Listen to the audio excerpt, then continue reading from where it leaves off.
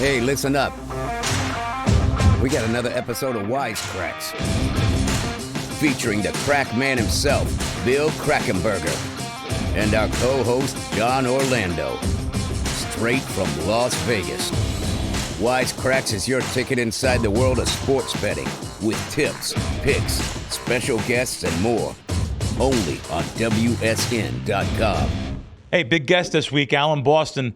I've known Alan for about 20 years, maybe more, maybe a little bit more than that. One of the best college basketball handicappers in the world. And I can't tell you guys how much money that Alan and I made. I don't know if he wants to tell you, but we made some money over the years. We really, I tell you what, we ran bad one year, and I swear, if there's a Bible here, I'd touch it. We ran bad, him and I think we won like 60 to 70 units, and I swear we ran bad in the games. So, Alan, you're over there across the country. How you doing? Hanging in there, yeah. It'd be good if we didn't give away all our money and spend it all, but so be it. That's one thing, guys. Just to let you guys know something ahead of time, because you don't know about Alan, and I don't mean to embarrass him a little bit. Let me tell you something. Alan Boston's one of the most generous guys. Try to pick up meals behind my back. He's just generous. I remember I was with him and Teddy Atlas once. He pulled $1,000 out of his pocket and gave it to him. Do you know if we were at a restaurant and you just handed money away? And let me just tell you something. Alan will give everything away and just go broke. He has no value of money. He'll stay in the Four Seasons Hotel. That's the best place. He'll just do the finest things in life, and eventually just saying, screw it, I'll make money down the line. So, but yeah, Alan, there's a couple things I don't know if you remember. All right, we're done with the personal history. All right, there we go. I'm a self-destructive fool. That's what I am. But anyway, hopefully we can come up with some winners and have more money to spend on the Four Seasons. Let's go to Fairleigh Dickinson, which I'm hard to believe that they're even in here. But Fairleigh Dickinson, Texas Southern. What do you think on that one? Yeah, they won a very my numbers Texas Southern 5, so I like this game quite a bit. They won a very weak Northeastern Conference this year. FDU, the conference lost their best teams, and there was nothing left. Merrimack actually won it, but they're not eligible for the NCAA tournament. So Fairleigh Dickinson's in, and Texas Southern won the SWAC once again. Texas Southern was kind of beat up the entire year. They finally got healthy near the end of the year, and they played some very, very good basketball in their conference tournament. And again, program to program, Texas Southern's program lays over Fairleigh Dickinson. Fairleigh Dickinson had a great year this year, but the program is in no match for Texas Southern's program, and I think -2 is a very strong bet. And 2s are everywhere. Circa, DraftKings, that's what it is, Westgate. Yeah. People disagree with me on that, Okay. and I've been kind of anti-Fairleigh Dickinson the entire year. But again, that's the way I think about it. I don't think that they can possibly be that good. The program's never been that good. Gotcha. It's a not well-funded program in Teaneck, New Jersey. It's Arizona State. Texas Southern has some major power talent there and transfers, and so Texas Southern will be a pretty strong play for you. Yeah, Max. Okay. Bet, yeah. Wow. There we go. Arizona State, Nevada. This game opened up, Alan, and stayed right where it's at. That's 2. And I made it 2. Oh, there you go. So we and neither team belongs in the tournament. It's kind of a joke that they're both in here, but that's right. I can get into how corrupt this whole thing is, but you want picks and not rants. So. No, when we get to some of the mid majors, I want you to talk about like maybe Oral Roberts getting robbed or something. I want you to. They all got robbed. 100% of them. That's fact. You want to give out before we go to Thursday's game? You want to give out any NIT games or not really?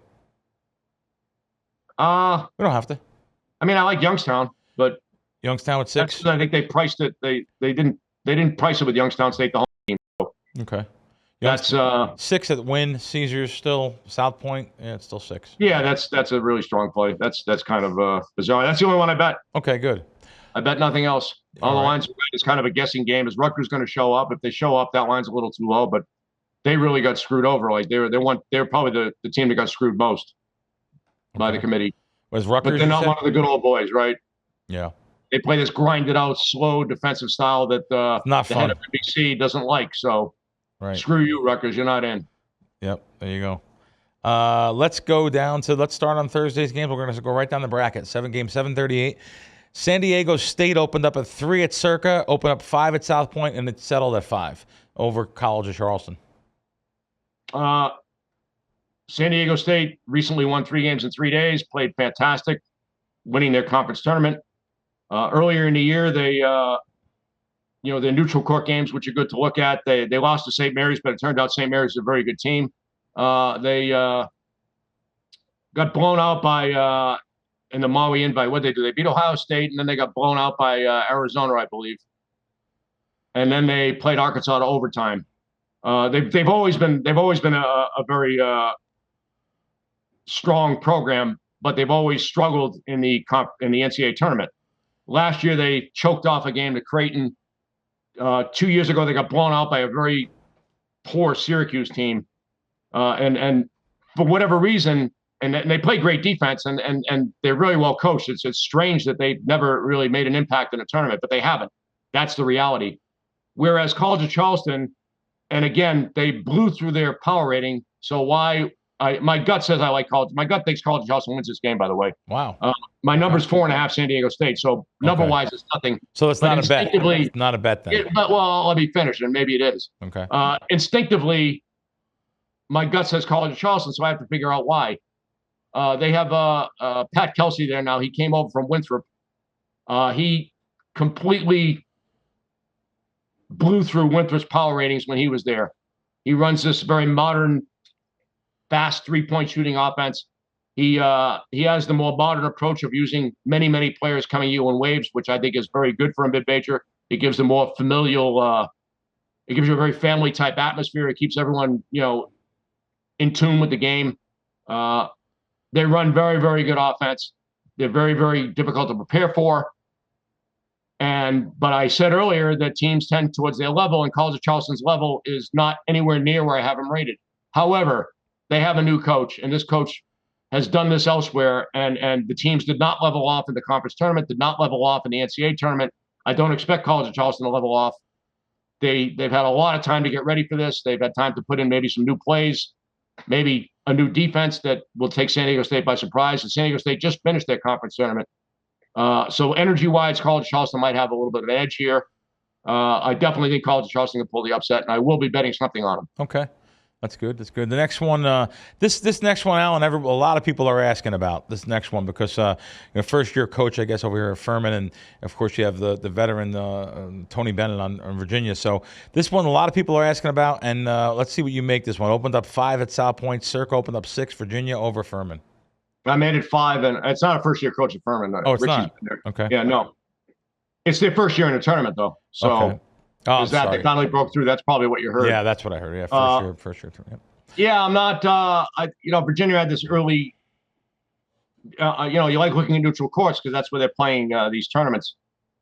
And Virginia early in the year beat both Baylor and UCLA, I believe, or was it Illinois? I forget. But they had 2. I think it was UCLA actually. They had 2 home run wins on neutral courts, and everyone thought this was a Final Four team. But then reality set in. They're not overly talented, and you still need a ton of talent to be a Final Four team. And as good as Tony Bennett is, this team is not elite, not close. And they definitely leveled off at the end of the year and kind of played more to where Virginia's rating should be. Furman, ditto. This guy's along with Nigo Medved, the prior coach there. They've turned this small school in Greenville into a mid-major power. The issue I have with Furman is they played 2 power conference teams. Penn State on a neutral, they were down 20-21 in the game. Made a big run and lost by 3, but still they were down 21 in the game. And they went to NC State and got blown out. Still, the team plays a lot of intelligence. They play a very good tournament style where they play great defense. They're not going to be completely outmanned by Virginia because Virginia's talent is not overwhelming. And in a very low possession game with 2 teams really grinding it out, I would only bet Furman +5, but I will probably just pass because the games against Penn State and NC State bugged me a little bit.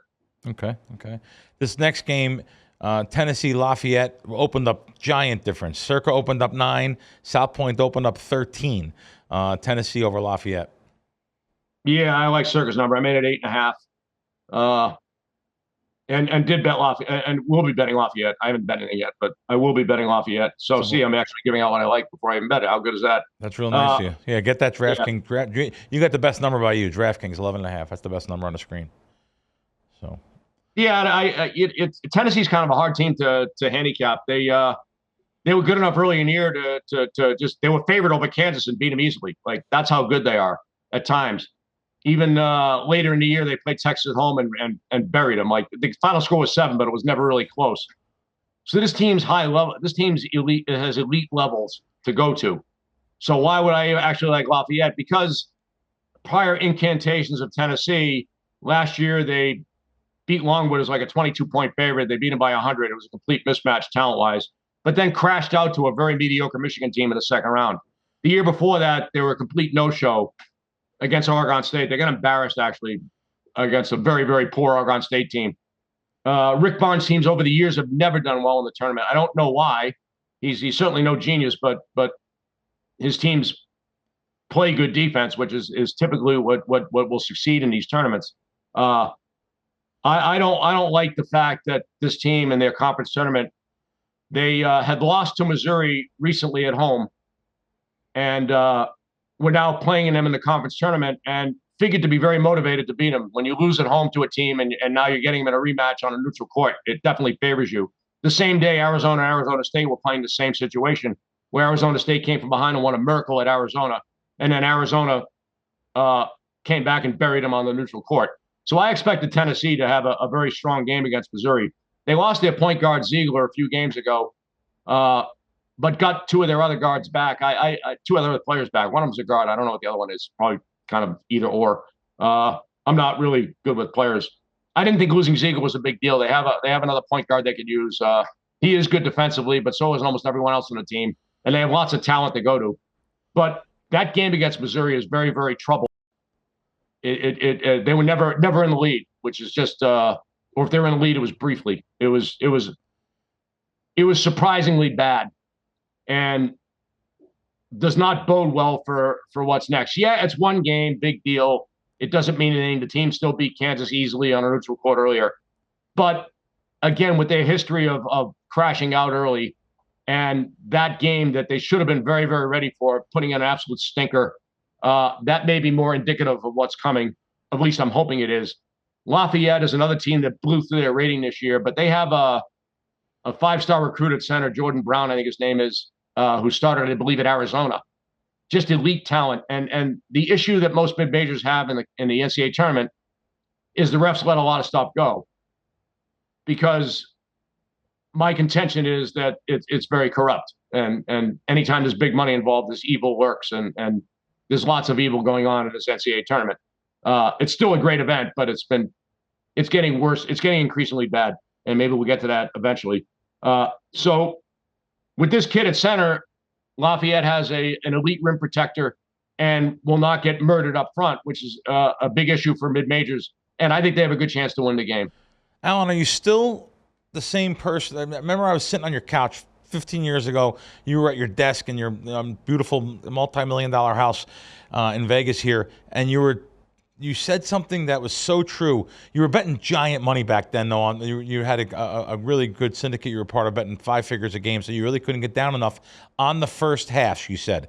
But, like, is this one of those spots where Lafayette getting first half, maybe the 6 points, maybe a good spot for them? Or yeah, any game first half works.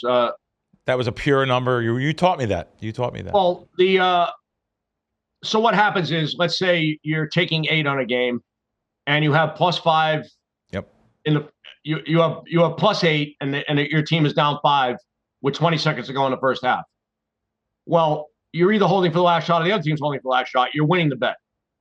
There's almost no way to lose from there, barring some turnovers or technical foul or flagrant foul. You're not losing. However, if you're down 5, down 5, taking 8 with 20 seconds to go in a regular game, it's foul, 3-point shot, foul, 3-point shot. You could lose by 10, 12. You could lose by anything from there. Sure. So you take all the randomness out of the equation. There's fewer possessions in the last minute of the first half than there are in a regular game, in the second half of games, and therefore all the randomness is taken out. Almost all the randomness is taken out. So you get a much truer result, and therefore it's a better bet. Beautiful.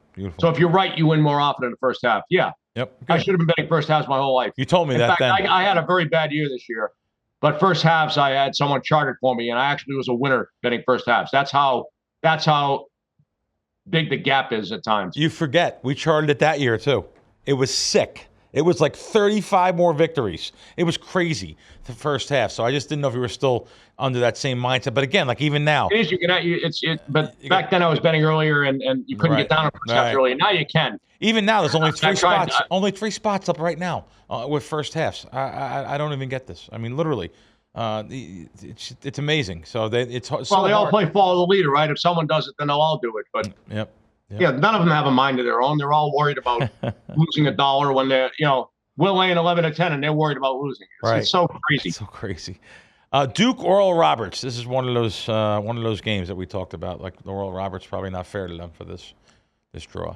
Yeah, that's a slight understatement. So my contention, might as well get this out of the way. My contention is when there's big money involved and there's $1 billion TV contract here, and you do stuff behind closed doors, then evil lurks. Much like our government with all our tax dollars doing stuff behind closed doors, they just rob us blind, waste all the money. It all ends up in their pockets, and everyone's happy except the citizens. So the same thing here. So who are the moneymakers for them? Well, the guys who pander to ESPN. So the major conferences have all these big contracts for all these TV deals. So therefore, you want to take care of the good old boys, all the people who have stuck with you over the years, who bring fans to the game, who sell gear. And Oral Roberts is not among them. They're in a quote unquote mid-major conference, much like College of Charleston is. And notice College of Charleston is playing San Diego State, another sort of mid-majorist type team. So you have mid-major versus mid-major. And whether they're seated properly or not, it's probably close. That's not the issue. The issue is they refuse to have College of Charleston, let's say, play, someone like well, I don't even know who they'd play that'd be comparable. But maybe College of Charleston playing like an Illinois or an Arkansas or an Indiana or a team of that ilk. Or I actually I'm going to be proven wrong with that. But the point is they're playing another mid-major. It's mid-major versus mid-major. And Furman's playing Virginia. They don't care if Virginia gets knocked out. Virginia plays a slow, methodical game that they think is bad. They've done everything to speed up and keep the scores higher. So they don't like teams that play good defense, even though that's the goal of all basketball coaches to get to play good defense. And right on down the line, I can go there. But now we come to this game. Oral Roberts made the Sweet 16 last year. And this team's better. This is a home run team with a coach that's really terrific. And they're a 12 seed. Okay, let's assume that 12 seed is okay for them. It's probably close. But Duke as a 5 seed is an absolute joke. So if the goal of the committee is to keep the mid-majors out of it because they don't think they're moneymakers, and in fact, the head of NBC, when Loyola Chicago was making their run, pretty much said we'd rather have Kentucky there. He said it's better for the ratings. Now, they did a study that completely refuted what the head of NBC said. That, in fact, Loyola Chicago, they compared Loyola Chicago's ratings on their time slot on the network that they played on, because they have 4 different networks, and they beat every single rating that's typical for that time slot. So Loyola Chicago, in fact, was drawing fans. And, in fact, when you think about NCAA tournaments, you always think about the mid majors, the Cinderellas. You think about the Gonzagas over the years, the Butlers over the years, the George Mason run to the Final Four. That's etched in stone. Everyone remembers all of that stuff. Do you remember all those Valparaiso's 3-pointer to beat Mississippi? Every single mid major that's pulled the upset is talked about. So they actually have it wrong that mid majors actually do draw well. The Cinderellas do draw well. And they proved it with that little study. But if they think that they have to get rid of the College of Charlestons of the world, and they don't mind if San Diego State goes out because they're not one of their darlings either. Well, how are we going to take Oral Roberts out? We can't make them a 16 seed. So let's create a phony 5 seed. Now Duke's rating has them as a 2 seed. That's what they are. Maybe even a 1 seed. They played so well at the end of the year. They were banged up the whole year, and they finally got healthy, and they finally got good. Shire runs a little more intricate stuff than years past there, and it took a while for them to get healthy and understand what he's trying to do. And they succeeded and had a great conference tournament. But them being a 5 seed is an absolute disgrace. It really, it's just disgusting. But they had to figure out a way to take Oral Roberts out. So here you are. Oral Roberts shouldn't be getting 7 from anybody in the first round of this tournament. Like they had an unbelievable year. They tried to schedule games to get their power rating up there. They went to Houston, they got blown out, but they went to Utah State and hung in there with them. They went to St. Mary's and only lost by 8. St. Mary's is a they're a top 15 team, maybe even top 10. So they did what they could. They ran roughshod through their conference. They went undefeated in their conference. They're just a fantastic team with history last year of going to Sweet 16 with many of these players. They actually added a 7'5" guy who shoots 3, so they have a rim protector. They can play 5 out with a 7'5" guy. It's incredible. Like, this team deserves a better shake than having to play Duke in the first round. That being said, the team did make the Sweet 16 last year and beat some very, very good teams. Duke has just won the ACC tournament. They're a very young team. I think young teams are often prone to crashing off home run efforts, and Duke did play their best ball in the conference tournament. Those are the 3 best games they played all year. So if anything, they played on Sunday. That works against them. Oral Roberts has plenty of rest coming into this. If anything, Duke will maybe crash a little bit, and Oral Roberts has been through all this before. They're not going to be taken in by the moment. Well, Duke has a bunch of freshmen doing this for the first time. All the nuance favors Oral Roberts, and I think they have a good chance to win the game. Okay, cool. Let's go to this is going to be part of the play-in here. But let's just see what you think. Alabama, do you think versus either team that they play? No, Alabama won by 100. That's what I'm saying. Does Alabama just sit back and they maybe overlook their next opponent, their first opponent? No, they don't overlook anybody. Okay, that's good to know. So that I mean, of course during the 30-game schedule you do, but in this spot they're pretty good about. They have a lot of depth too. They're very, very good. Let's get They're probably the favorite to win it all. Oh, yeah. Let's get right into one of the teams that you have been a big proponent of over the years, West Virginia over Maryland. Looks like this game didn't move either. It opened up 2. It's 2. It didn't move. I made it 2. Yeah. But instinctively, I think West Virginia is the right side. My gut is telling me West Virginia. So now I have to. Your gut is the highest level of thinking you have. And your instinct is the highest level thought, and it runs across the board everywhere. If you're a center fielder playing baseball, the ball's hit. You're not calculating the angle it come off the bat or the speed it came off the bat. You're just going where the ball's going, and you're catching it. You react instinctively to where the ball's going. Yet it's a very complex calculation you just did in no time at all. You're a poker player, and you just have some feel that the guy's full of shit. And sorry. That was a slip. No, it's okay. But that's because you've seen this action before. There's something about it that you saw before that he's probably bluffing, and you calm down with very little and you win. So, right, you're riding a bicycle. These are all very complex actions that you do without thought. People forget that you fell down for like 6 months before you learned how to walk. Walking is very, very intricate, but you do it without thought. So when you do something without thought, you're actually doing something at the highest level. So when my gut tells me West Virginia, I have to try to figure out what my gut's telling me. And I think what it's telling me is I think Maryland they're typically like an 89, 90 program. That's my golf rating again. That's my power rating, which is similar to a golf handicap. And right now I have Maryland at a 93.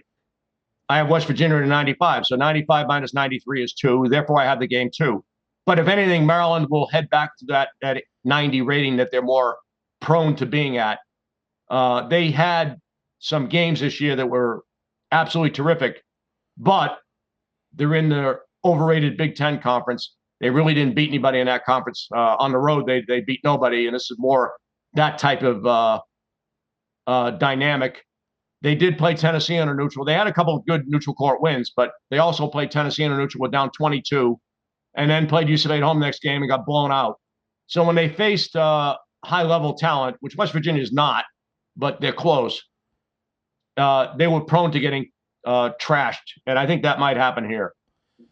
Okay. That's what I think my gut's telling me. So I will be laying 2 probably, but I'm just guessing at a reason why, which may sound weird, but that's how it goes with how I do it.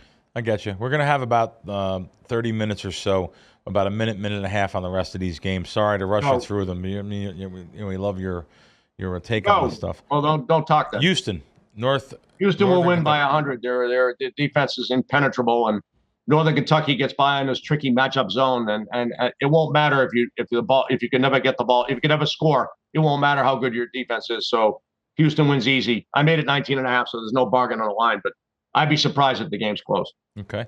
Auburn, Iowa. Auburn is -1.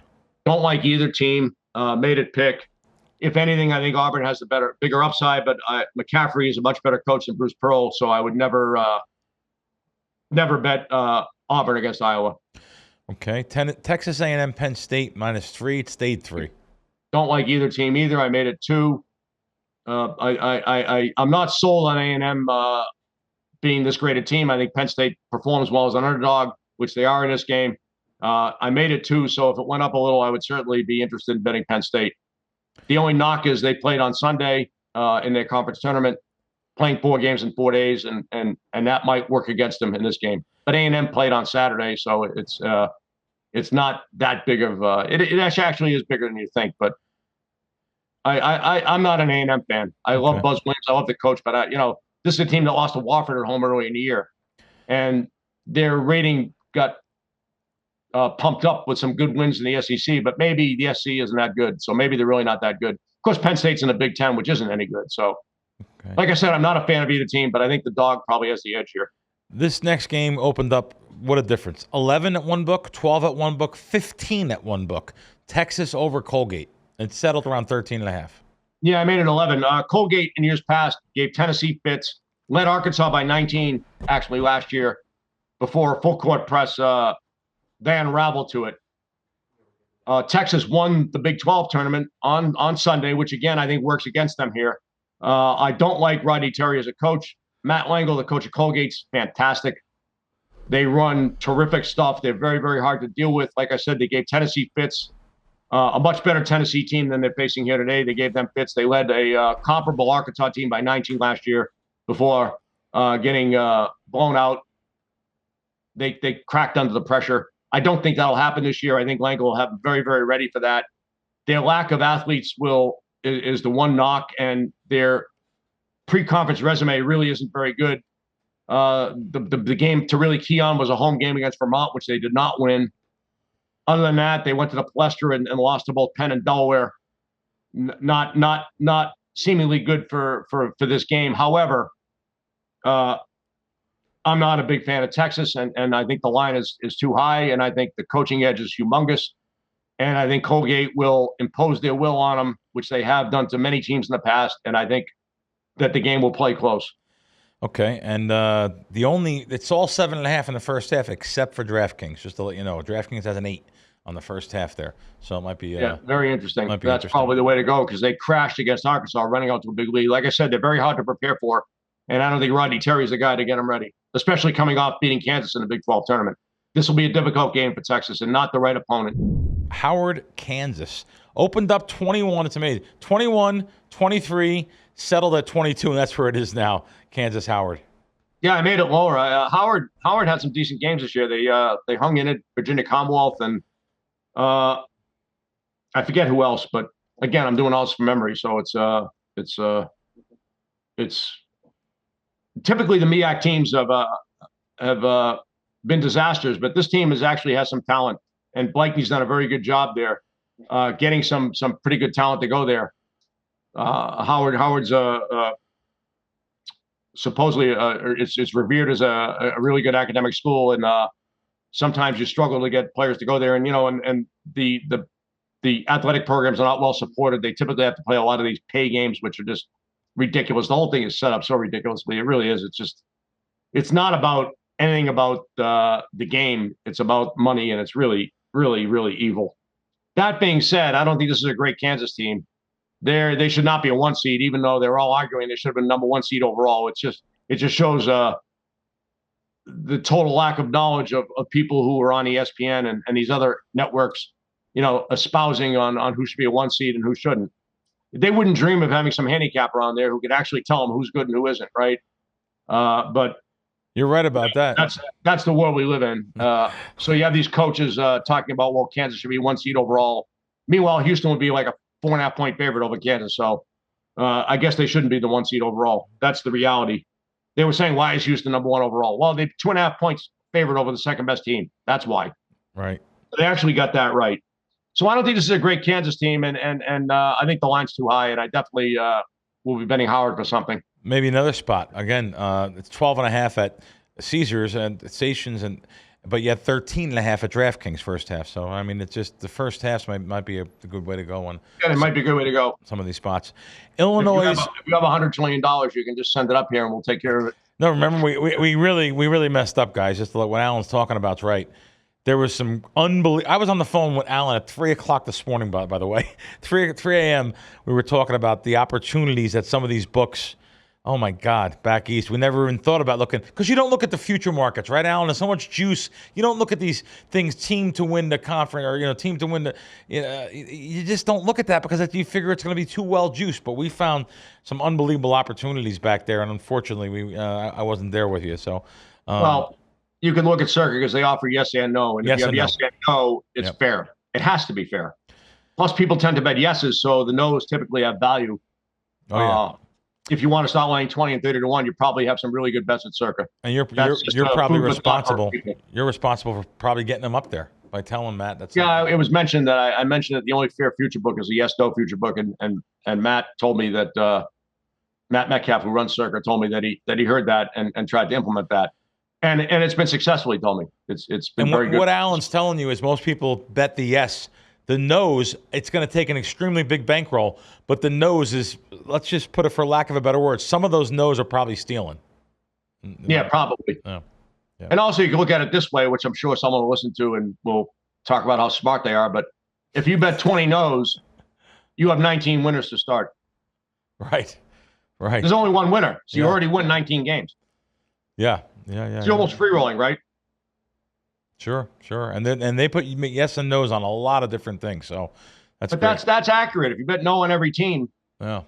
They put yes, no on the Masters, every single golfer, like all the golfers. Right. So I mean, just think about that though. You bet 25 no's, you got 24 winners. Right. So if you lay less than 24 to 1 on who wins, you won. Right. And you probably are. So. Yep. Anyway, that's just food for thought for. Sure. Illinois, Arkansas. It's just logic. This game just opened up at 2 and never moved. I'm going right a vanilla line across my screen at 2, except for DraftKings 1.5. But Arkansas -2 over Illinois. Both teams had underachieving years. Arkansas had some injuries. They finally got this 5-star kid Nick Smith back in the lineup within the last 2 months, last 6 weeks, I think, and seemingly improved, but then seemingly went right back to where they were. Not a good year for Arkansas. And Illinois, I thought, was going to be fantastic this year. The coach is very good. He recruited some really good talent. Their point guard Epps had been hurt. He'll be back for this game. Illinois was good enough to who they beat. Damn it. I don't remember that. They beat someone pretty good. 1 second. I think it was UCLA, maybe. I'm cheating.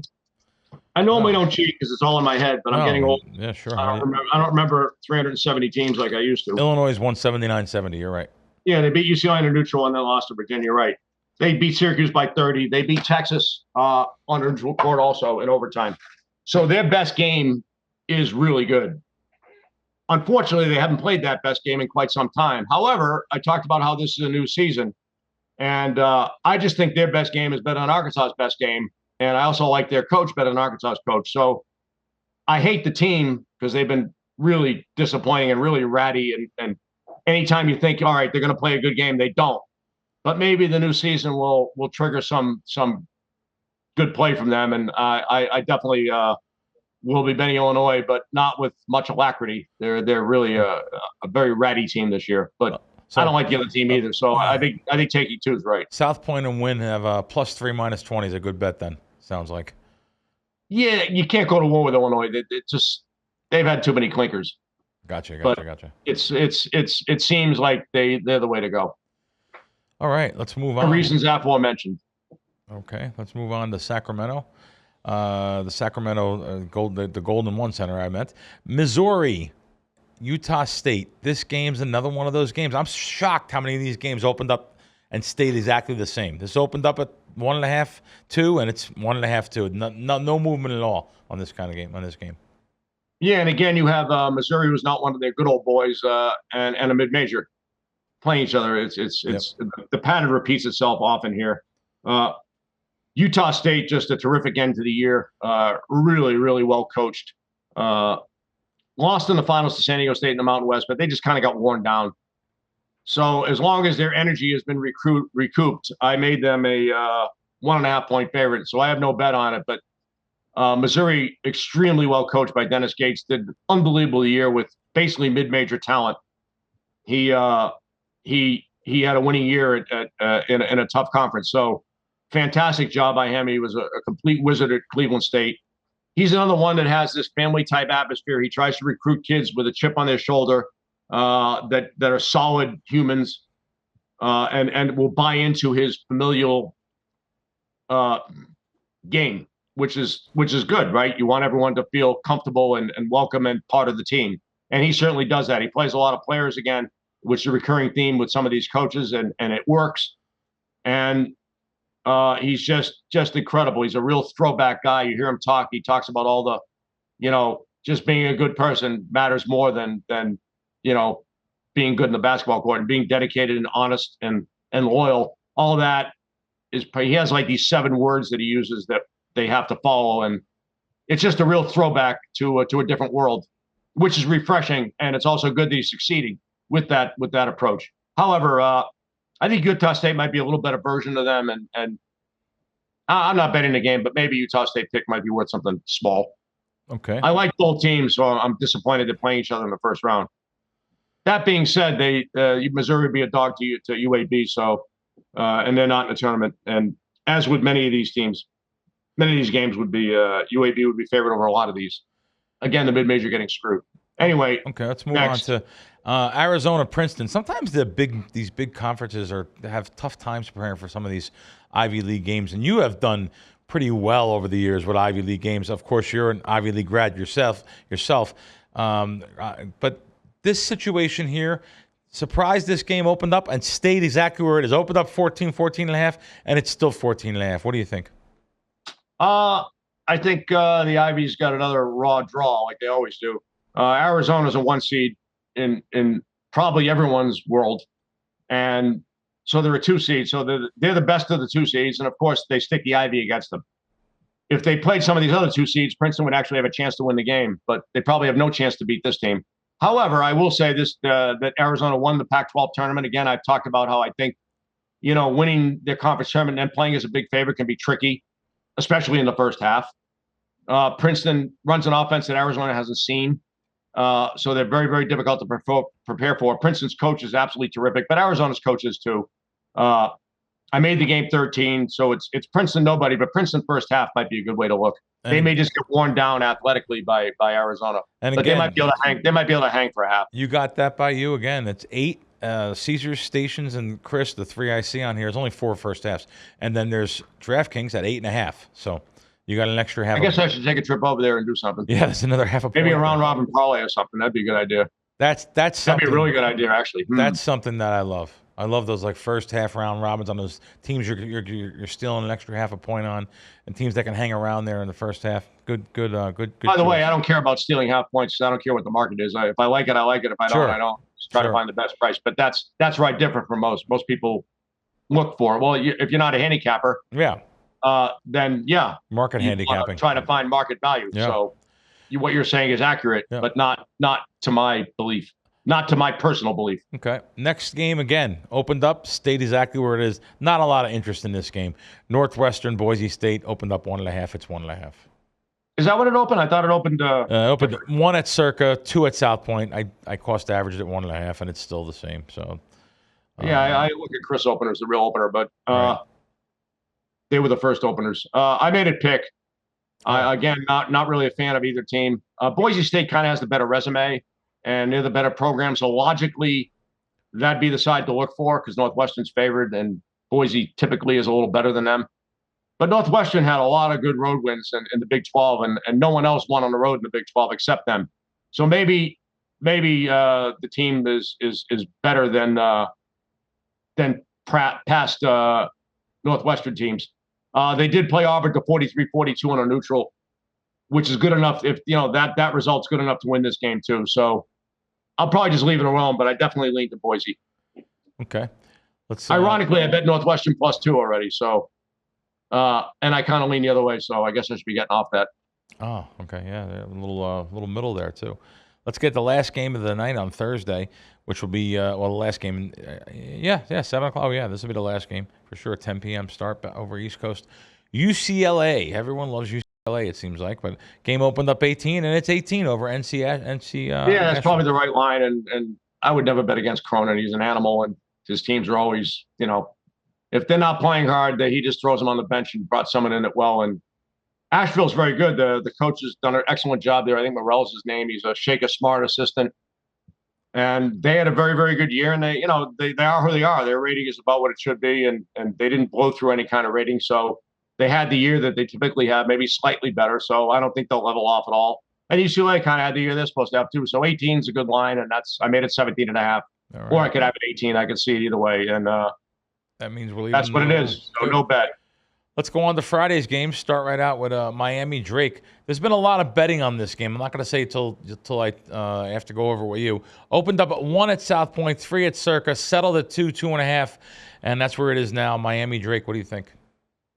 I think the starting center for Miami got hurt last game, and I'm trying to find whether he's playing or not. And there was no update. That's what they keep saying. Which they're probably lying, but that's what they said. There was like a 20-paragraph article in the Sun Sentinel, and pretty much said he's getting treatment, and they don't have an update on him.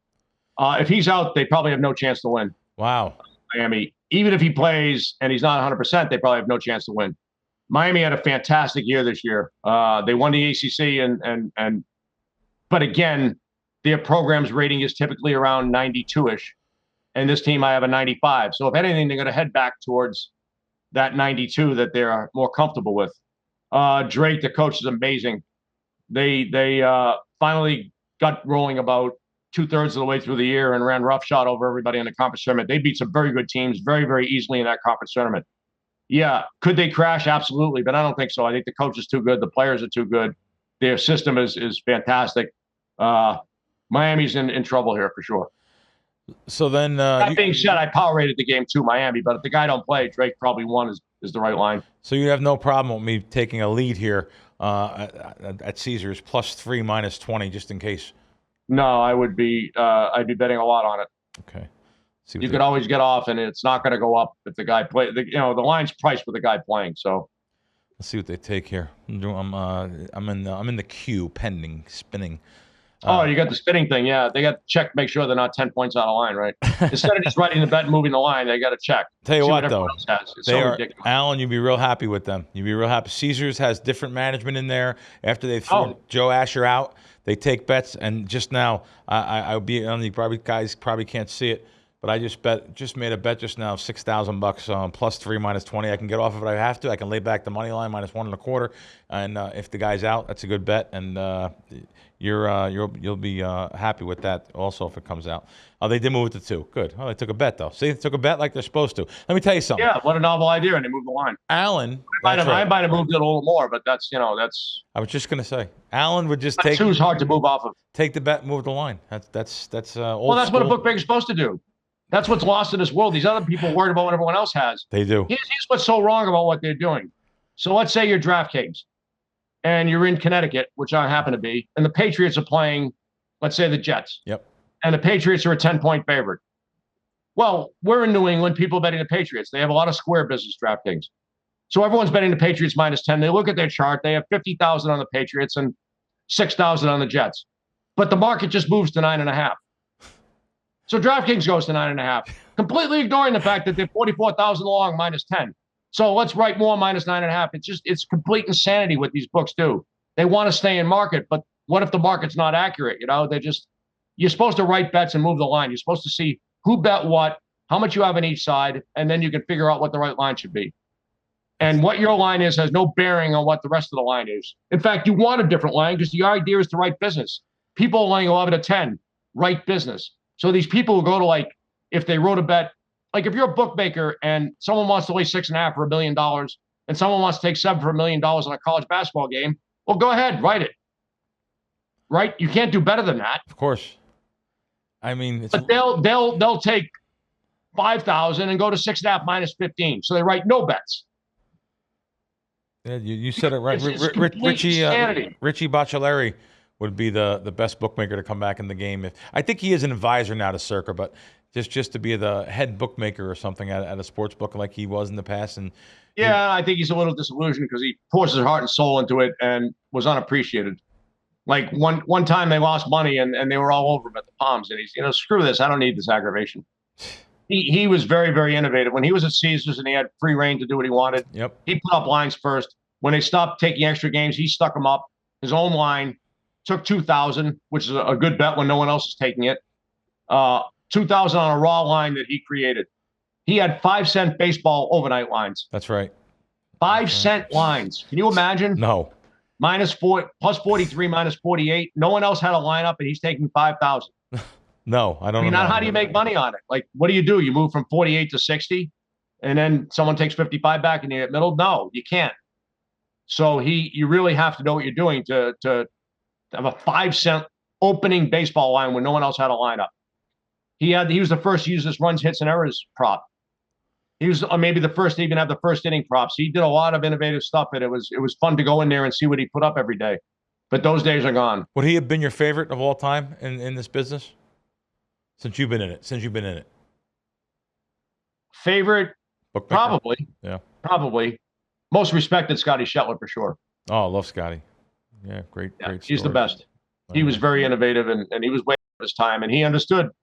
I mean, it felt like someone took a giant piss on the Stardust, yet it was an epic event there every morning during basketball season, and every Sunday night. The Sunday Night Lottery was just an amazing event that everyone was there for. Oh yeah. And he took 5,000 on an opening college football line when no one else had a lineup. They might not take five now. He moved the line. Jesus. Yeah. That was the 1980s. He's taking 5,000. Chris doesn't take that. The so-called great book. They don't take shit. Right. Let's get to Indiana Kent. Again, this game opened up 4 at Circa, 5 at South Point, settled right there. It's 4.5. Yeah, I made it 4.5. I'm not a fan of this Indiana team. They put a lot of clinkers in, and the whole Big Ten really I'm not a fan of. Kent lost this kid Santiago about 6 weeks ago, but they've recovered and very impressive in their finale win over. Actually, very impressive in both their conference tournament wins against Akron and Toledo. Earlier in the year, Kent went to Houston and led the whole game and lost a close one. Came home, crushed South Dakota State. It was a pretty good program, and then went to Gonzaga and led the whole way. So I dare say if a team's good enough to lead at Houston and at Gonzaga, 2 impossible places to win at, 2 teams that are typically ahead about 30 in the first half, then they're probably good enough to beat Indiana, and I'll definitely be looking, hoping to get 5 on this game. And but I think you need 5 to be fair. So Kent or nobody. Yeah, they kept it really good. I just looked at that score. Wow, 49-44 versus Houston. Leading the whole way. And Kelvin Sampson in the press conference said we got completely outcoached. These guys are as good as it gets. Like, they schemed us. We had no idea what to do against it. We're just a better team, and we got there. So Kelvin Sampson gave big props to the Kent coaching staff, which does include Jim Christian, who coached there many years ago and then went to BC and got inappropriately fired. But anyway. All right, let's move on. St. Mary's. This was a difference of opinion here. St. Mary's opened up 2 over Vacom at Circa. Opened up 4 at South Point. Looks like 4 was the right number according to the bookmakers. It's 4 everywhere now. Yeah, 2's a little weird. It's a tricky game. Virginia Commonwealth at the end of the year was playing to a level that was unheard of for that program. But after like 8 games in a row of them just blowing teams out, and some very good teams, do you believe it or not? And that's the whole question of this game. St. Mary's had a home run year, but they're led by this freshman point guard, Aiden Mahaney, who's just fantastic. must view television is Aiden Mahaney. Just a throwback, cerebral point guard who's just like all of 150 pounds. But I saw him get in the guy's face in last game and laughed at him. Like, the kid's awesome. Doesn't make any mistakes. Just takes good shots. Makes all the passes at the right angles. Just the perfect point guard for St. Mary's, who runs very, very intricate, convoluted stuff. Very, very difficult to prepare for. But Vicom was playing at a level that I understand them opening it to. They ran roughshod. I mean, they destroyed Dayton in the final. Dayton was ahead 11. It started missing a lot of shots. And that's not quite fair. But prior to that, they crushed St. Louis, who they'd already beaten twice during the year. They won and covered virtually every game at the end of the year. Now, are they really that good? That's the question. If they are, then Circuit probably had the right number. But I don't think they are. I think they're more of they are who they are, and I'm throwing out the last 8 games they played. How's that? I'm just completely throwing that out, and I'm not laying 4 with St. Mary's, but that's the only side I'd have.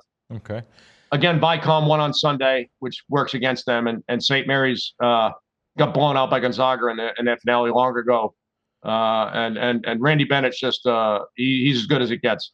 No one's going to outcoach him, so I definitely be looking at the St. Mary's side. Now that you mentioned that, Alan, work against them. So, does the play-in games work against those teams that bad? The play-in games, they should. You have to play in Dayton and travel somewhere, right? So you have no time. The other team's getting ready for you while you're traveling. Okay. And getting acclimated to new arena. The playing games are corrupt. They're really ridiculous. It should be 64 teams. There's no other major event that if you go to Wimbledon or any of the tennis majors or the golf, yeah, they have qualifying rounds in the golf, but that's what the conference tournaments kind of are, like the qualifying rounds to see who gets in. Right.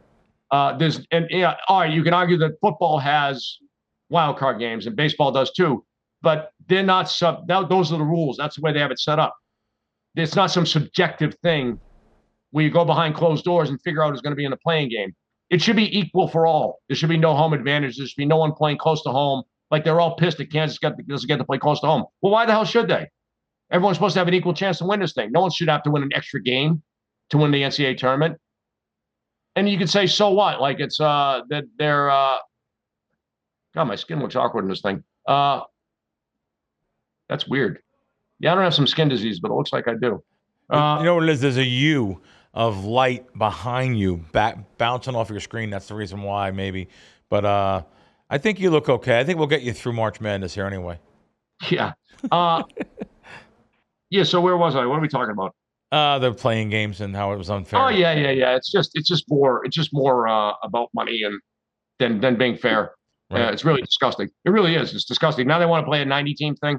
That's really going to be fun. That just takes the whole point of having a good year out of the equation. They're trying to generate more money. That's all they're trying to do. And they're trying to be with this modern world where everyone wins. No, it's called life, and someone has to lose. Sorry, boys. Not everyone can get a prize. Not everyone is equal. That's called being human. So they're caving into all this nonsense that's going on in today's world. It's really kind of sad. And I hope you don't cut that out. No, we're not cutting it. You didn't say nothing bad. We're not cutting that out. Well, now we go into Rick Pitino's team here. Speaking of a difference, look at this line. This line opened up 8 at one place, 11 and 12 at 3 difference, a 4-point difference here. Circa opened up the 8, by the way. Settled at around 9.5 now. Connecticut over Iona. And I made it 9. And again, Iona kind of got screwed with this draw. Connecticut is a 3 seed, I believe, and they were the best team in the country at the start of the year. They had double digits in every single game, often against very good teams. They crushed Alabama, for Christ's sake. Like that, yeah. Good luck handling that. And they seem to be finding that form again at the end of the year, but then crashed out against Marquette in the conference tournament. They're prone to taking some bad shots, but they're elite athletically, and defensively they're elite also. So they completely outman Iona, but. And this is a big but. 2 years ago, Pitino took a much worse Iona team against Alabama and almost beat them. Gave a very, very good Alabama team fits. And I wouldn't be surprised if he does the same here, but he completely got screwed on the draw because Connecticut's power rating is better than a 3 seed.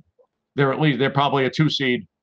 So once again, the mid-major's stuck playing against the best of the seeds, just like Princeton was against Arizona, a 2 seed.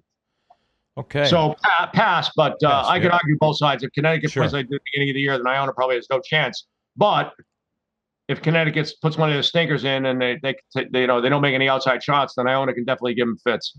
Pitino certainly knows what he's doing, and he definitely has a coaching edge here. But it's unfortunate that he's playing Connecticut. Okay, let's go on to Marquette. Vermont opened up at 10 at Circa, 12 at South Point. It's 10.5, 11 right now. Marquette, Vermont. So Marquette's another one of those teams that overachieved the entire year. Maybe appropriately, Shaker Smart went out and his half-court offense sucked at Texas, so he went and found some geniuses in the Division II ranks, completely reworked his offense, and now has the most efficient offense in the country.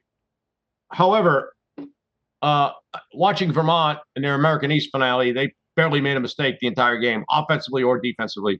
Just elite coaching by Becker. The program's fantastic, always has been. Unfortunately, when they get to the NCAA tournament, they're outmanned most of the time. I'm not so sure that's the case here. Marquette's not loaded with elite talent. They just they were coached very, very well this year and really got the max out of what they had. And teams like that often struggle in the first round of tournaments. And they won the Big East tournament, so that may come back to haunt them a little bit too, where they put kind of a clinker in. It's just being human, right? You have your home run game. The next game sometimes it's not etched in stone. They could go out and win by 30 and it wouldn't shock anybody. But I think it's more likely that they struggle a little bit. And Vermont is a team that will not give anything away. And they're certainly a very live underdog here and maybe even have a chance to win the game. Certainly the first half would work here. Wow, +6 in the first half. Good. Like that. I was hoping you tell me DraftKings at 6.5. No, so they have 6. Yeah, no. And you know what's unfair about DraftKings? They charge $115 both ways. We don't like that. Oh, they do? Yes. Oh, screw them then. I won't give them the business. We do not like that. We don't like the no business for them. I'm not encouraging that. I don't care what they have. Yeah. Of course, greedy people around the world wouldn't care. Of course, they don't care when they go and bang out Chris for a dime a game either. Right. That's what's wrong with the industry right now. What Alan's saying is a great subject matter, and I do want to mention it. If you brought it up, I was going to mention it. Alan's spot on. So what Alan's saying is let the market mature. My mouth. Let the market mature. Why go into and take, and by the way, some of them games are, well, they are a dime, not 500. A dime, and move the entire market on an overnight. And let's just face it, Alan, I'm going to say this, and if you want to cut it out, we can cut this out. You and I used to manipulate the games overnight. We used to bet the wrong way at Chris. Of course. Who's betting the right way? We bet the wrong way. Oh, that's just sound strategy. If people are going to move on without a bet, which is the point I made before, why do you do that? You should be looking at the chart. You should be writing bets and moving it, not moving because everyone else moves. You don't know why they're moving. Sure. You don't know right? Maybe some whale came in and bet 50,000 on a game and they had to move it. Doesn't mean it's a smart guy. The market's inefficient. So, in my opinion, I don't think the market's that efficient. So, I don't really care what the market is. Sure. I hope that my market is more efficient than the public market or the wise guy market, whatever you want to call it. Yep. Because the public has no influence in these lines anyway. That's a misnomer. What Alan's saying, though, is there has been, over the last couple of years, I'm going to say under 30 crowd, under 30 years of age, and they really don't know how to bet. They don't know anything about betting. They're happy getting down a dime or two dimes, where you can't make a living betting a dime or two dimes. You only have a couple percent edge, 5% edge. Well, not the way we spend money, but in the real world, you probably could. If you're betting an opening line for a dime a game, I could probably make a lot of money in a college basketball year. Okay. The raw opening line. Well, then what they're doing. But then I'm wrong. Then what we did in the old days when I was betting sky high is I would bet, because you had to bet before Mr. Walters bet. Sure. Because he would just blow the market up. But if let's say I remember the game. I remember like it was yesterday. Arkansas was playing Auburn, and I loved Arkansas -2. And we laid 2 every year, and the game went to 2.5. I couldn't hide it all the time. And then the game went back to 2, and I just told my partner, all right, should we get more? I said, nah, this is Mr. Walters, manipulating the line. I don't want to get in his way. So we went off screen and got a little bit more, because to me it was clear that it was he was moving the game back. And in fact, the game, he did bet -2, but I had respect for his whatever he was doing. He deserved to get it. He manipulated the line. He deserves to get the bet. Not he's manipulating the line, let me take it away from him. Which these kids today, they just see a number and they bet it. Like what's so sick is Chris might open a game 11 and other people might have it 12 and they'll go and take the 11. Right. Being completely unaware that there's 12 around.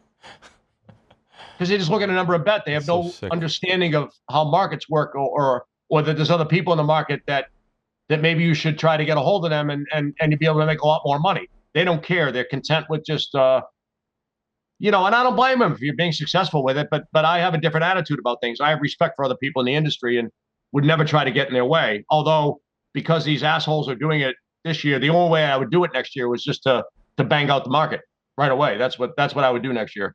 I wouldn't care if I won or lost. I would just, all right, how do you like it, boys? Right. Go try to win now. Get in their way.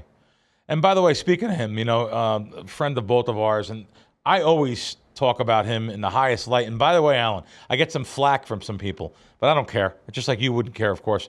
I think the world of Billy Walters. I mean, I think the world of him. I've been around him, and I've been around when he's done such generous things with people, with donations and stuff.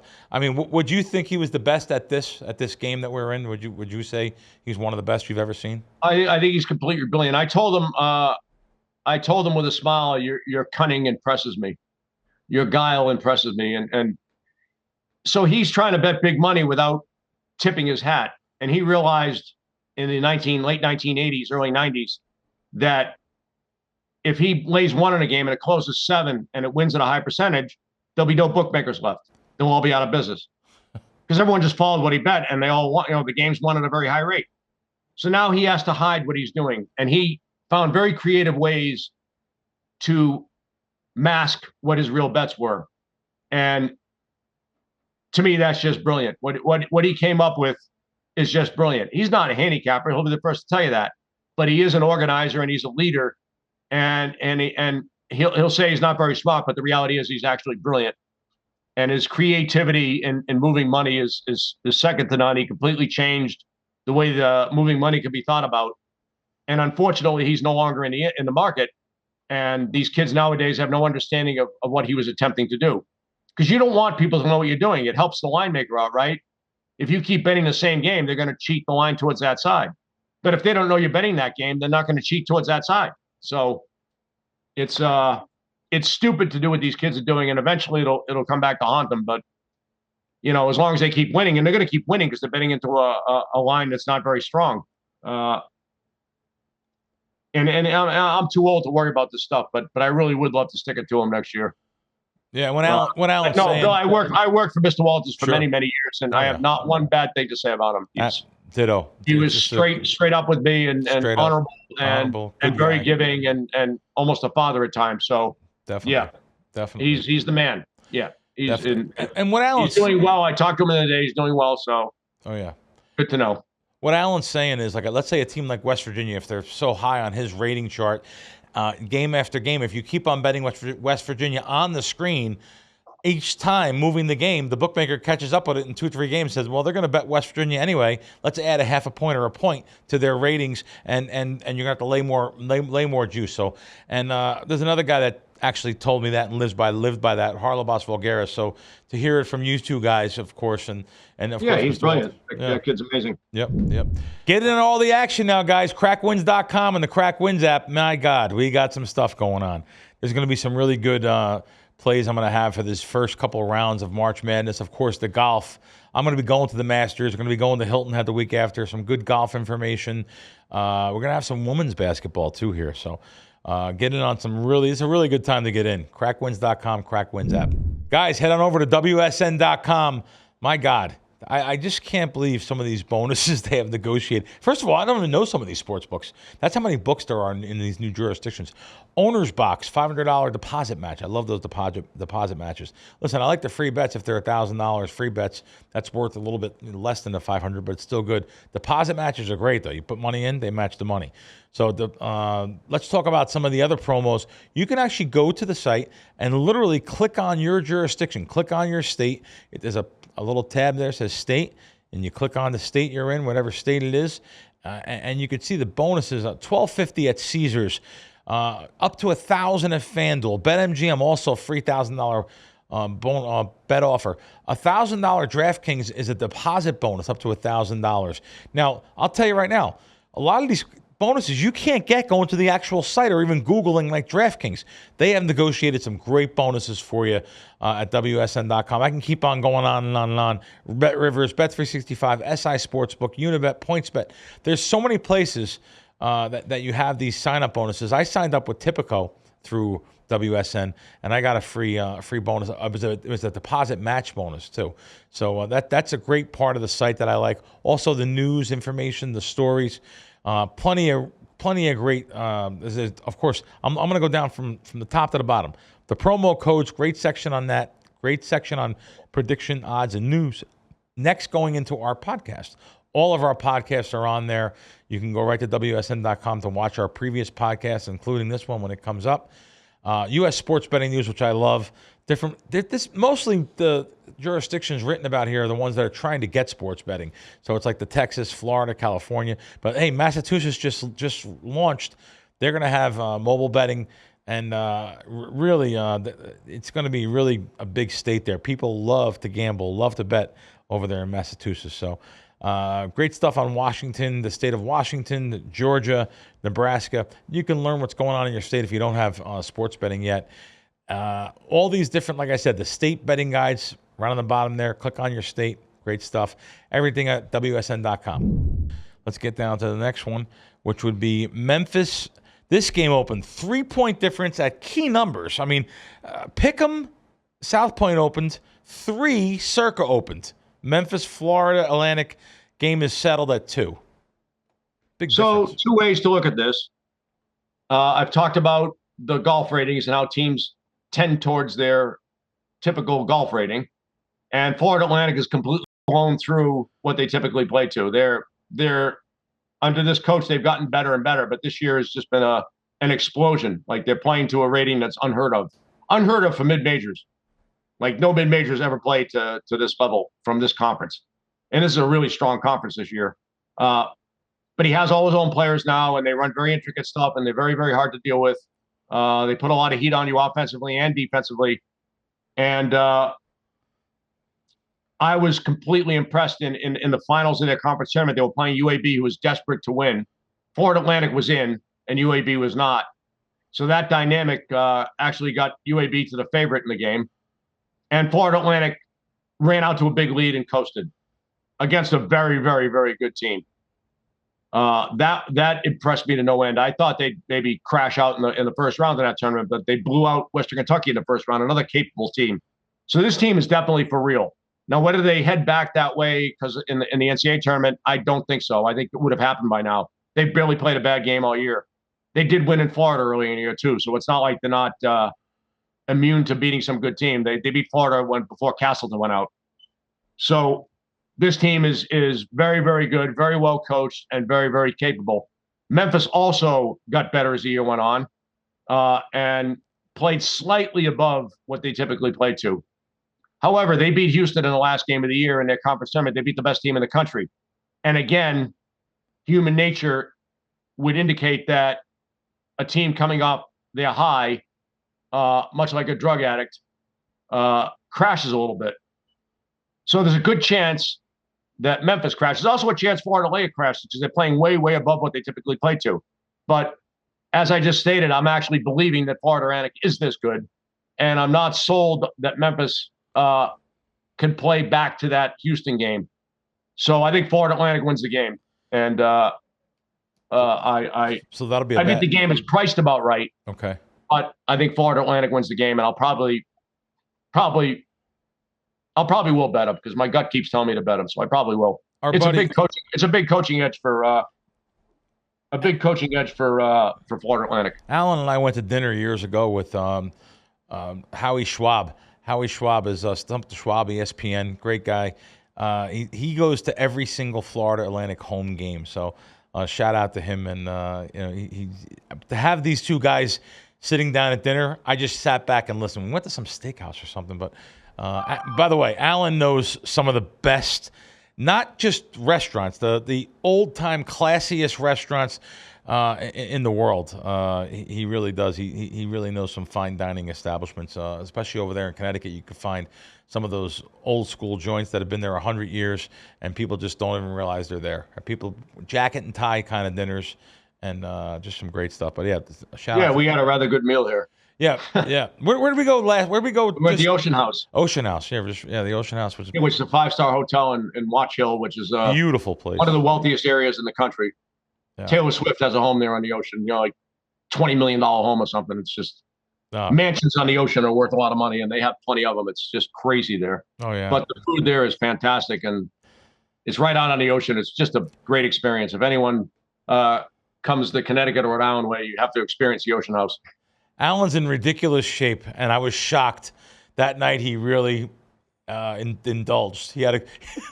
I have to honor your presence. Right. With a little dessert. He had dessert. Yeah. Oh, we had 3 desserts, and I ate 2 of them. What do you think the odds are on that? Yeah, you're right. That's an odd. That's an odd. Most people would lose. Yeah, no, I think we would have won a big bet there. Yeah, we would have won a big bet there. Next game, again, this opened up another game that really got no action. I'm surprised too. Michigan State, USC opened up 1-2, and right now it's 1.5 and 2. Yeah, I think that's priced right. I don't like either team. I think maybe USC has a bigger upside, but I would never bet on that team. I've watched them play, and I'm not impressed at all. But Michigan State's kind of lacking in talent. I don't like that team either. They occasionally have games where they shoot the lights out, and they're fine, but that's lacking at times. Pass. I don't like either team. Let's go into this game. Big difference in line. The USC should not be in the tournament either. Again, UAB would be favored over them. So there you go. Yeah. Big difference in lines here. 11. Like you wouldn't see Florida Atlantic playing USC or Michigan State.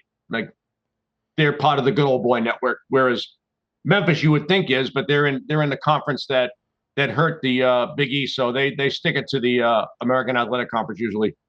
They have for years. When Larry Brown was at SMU, they screwed them every year, and Memphis really hasn't got a fair draw. They were 8-9 against Gonzaga last year, and when they had a very, very good team, and again they have a very good team, and they're in the 8-9 game again. So it's it's very evil. All right, we got 6 more. Xavier, Kennesaw opened up 11 at Circa. Opened up 14 at South Point. What do you think about this one? I think 11 is about right, and it's settled in. I'm like an 11.5. Yep. I could see Xavier coming back to earth, but they have a new coach this year, and they had a right for the program to get better, and the program in years past has been better. They have a new old coach actually, Sean Miller from Arizona. Was at Xavier prior, and they rehired him, and he had a terrific year for that team. They did lose their starting center a while ago, but it hasn't impacted them as negatively as I thought it might.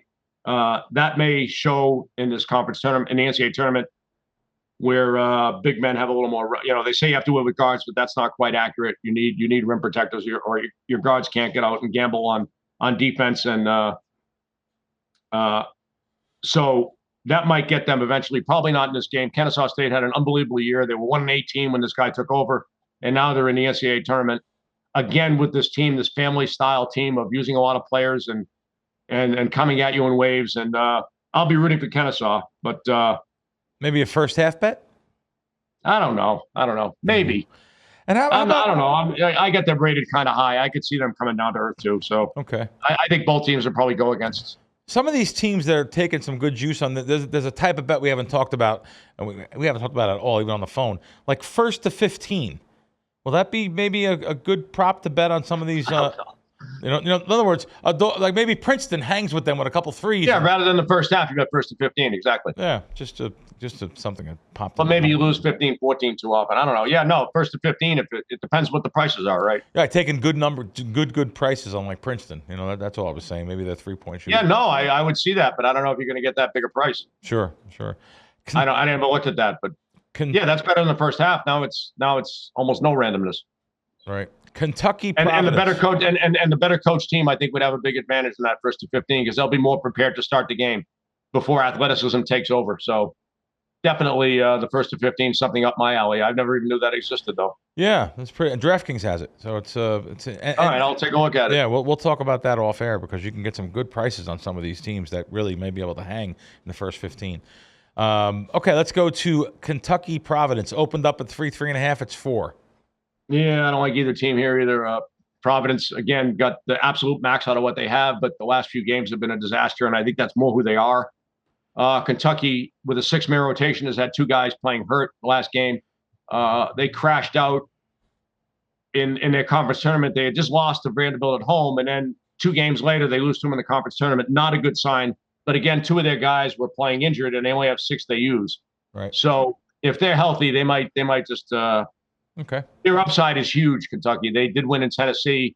They've had some monster games this year. They crushed Arkansas at the end of the year, but they've also had some games where they're just completely lost on the court. Calipari is not a good coach. He'll be completely outcoached here. But they are a far superior team than Providence, so I'm just leaving it alone. All right. Kansas State, Montana State. Game opened up at 8 at Circa, 10.5 South Point. It went Circa's way. It's 8.5 here now everywhere. Yeah, I made it 8, and I have absolutely no opinion. Kansas State should not be a 3 seed, though. I will say that. Okay. And if anything, it's Montana State's. If anything, I'd bet Montana State. I think Kansas State is. They had their late season run that got their rating jacked up. Actually, mid to late season run in the Big 12, but in the pre-conference they weren't that great. They were life and death with LSU, which really has not aged well. They beat Nevada in overtime, which has not aged well. So some of their seemingly good games in the non-conference schedule have not aged well at all. And they did get very good in the Big 12, but I'm not sold on this team. So okay. I did see them beat Kansas at home, and they played great, but I don't know. It's not a great program. Maybe the coach that they fired was very, very good. So I don't know if this guy's going to improve him that much. They certainly should be about an 8 or a 9 seed, not a 3 seed, maybe even a 10 seed. Like, the seeding is just completely ridiculous. Okay. The good news for them is Montana State's not a great team, but Kansas State isn't either, and maybe maybe Montana State, but not that I'd really want to jump on. All right, let's get into a game that I'm very interested in. We haven't talked about at all off air, but because I know a syndicate group that's betting this game. Creighton, NC State opened up at 4, Circa South Point 5. It's at 5 right now. What'd you make it? Yeah, I made it 6, and I don't like the NC State team at all. Okay. Yep. So it's Creighton or nobody. That's what the group is playing. They're going to play Creighton. Yep. So that's the only side I'd have. I'm not an NC State fan at all. I don't like the ACC at all, actually. That's why Duke maybe is in trouble against Oral Roberts, because maybe all their wins were kind of flawed. Maybe they just beat a bunch of bad teams. Creighton took Arizona to the wire in the Maui Invite. That looks very, very good right now, and that a repeat of that effort should be able to handle NC State. And Creighton's very, very smart. I don't think NC State's kind of a tricky team sometimes with their pressing. I don't think Creighton will have any problem solving it. It could be a runaway. Alan, is there any time they played very poorly in the conference tournament? Xavier beat them rather easily, which surprised me. But maybe that was good for them. Something we've never done. I never asked you this. Is there a time we can bet and lay a 2-1 on Creighton money line, or we don't really mess with money line favorites? You don't. I don't know.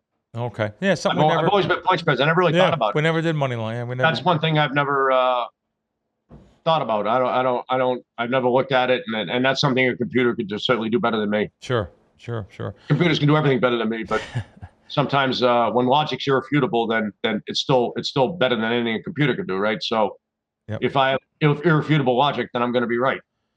That's just logic. Cool. Baylor. This is a team that okay. I'm surprised Baylor didn't get any action here. This opened up 11. It's still 11. Baylor over. And I made it 11. And you made it 11. So not a good Baylor team. They're going to have to hit a lot of 3-pointers to get deep in this tournament. And Santa Barbara gave Creighton fits last year in the first round with the same coach and a lot of the same players. So maybe they decide to look at. This is not an elite Baylor team. They've had some good games, Baylor, but not many. They may have they're still rated highly because of prior years. They've been so good. They've been the best, top 5 team in the country for several years now. But this version of Baylor is not nearly as good. And okay. I mean, I made it 11, so it's no bet. But I think Santa Barbara can hang with them for sure. Maybe a first half bet then. Maybe first half, yeah. Like I said, they gave Creighton fits last year, and the Creighton team from last year is about as good as the Santa Barbara as this Baylor team. So that parallel might work. Gonzaga, going to the last game here. Gonzaga, Grand Canyon. Probably some different opinions here. Literally opened up 13.5 one book, 17 at the South Point. Settled around 15, 14.5, 15, and then got bet by a syndicate that I know of up to 16 right now where it's at. And I'm going to disagree with the syndicate. Yep. of course, I've been high on Grand Canyon for a very long time. They lost their point guard, and they've recovered from that and actually played better. I watched them in their conference tournament. They were very, very impressive. Granted, they're not playing someone who's Gonzaga's talent, and Gonzaga's a very, very good favorite. They can score 20 points in no time. Their offense is super efficient, but the coach for Grand Canyon is amazing. And he will come up with something to slow them down, I believe. And I think they can hang in the number. I mean, it's screwing with Gonzaga is never going to get you rich, because, like I said, their offense is so efficient that they can run off massive numbers of points very, very quickly. But I may have Grand Canyon slightly overrated, but I certainly think that the line's a little too high, and Grand Canyon's aside. Okay, maybe first half there too. Not a big bet, but okay, cool. Well, that was pretty good, guys. I appreciate you staying on this long, Alan. I'm thinking John Orlando, who didn't make it in studio today because he thought it was tomorrow's show. John and I would love to have you back on. I was just something I thought about spontaneously. Would love to have you back on maybe for another show if you can do it on maybe. It's going to be pretty tough. You're watching the game, so I was thinking next round, but we'll figure it out. Well, call me. Yeah, we'll figure it out. Yeah. I don't mind doing shows. No, you're great. Great. Thanks, Alan. I really appreciate it. All right, be good. Good luck in the tournament. Thanks. Take care of you too. Yep, cheers. Wow, what a great interview. I know Alan, he gets in there and he wants to break down every team in school, and I didn't mean to rush him along, but we got him on there for like an hour and a half. He's the greatest. We're going to have him on again too, so really appreciate him coming on. And you guys, there's a lot of little nuggets there. I've written down a lot of little nuggets of information there, and some bets I'm going to be making that Alan said. Well, thanks to my guys here at WSN, of course. Thanks to my guys here at like Travis for putting this on, and of course Robert. And we'll be back next week with Wise Kracks.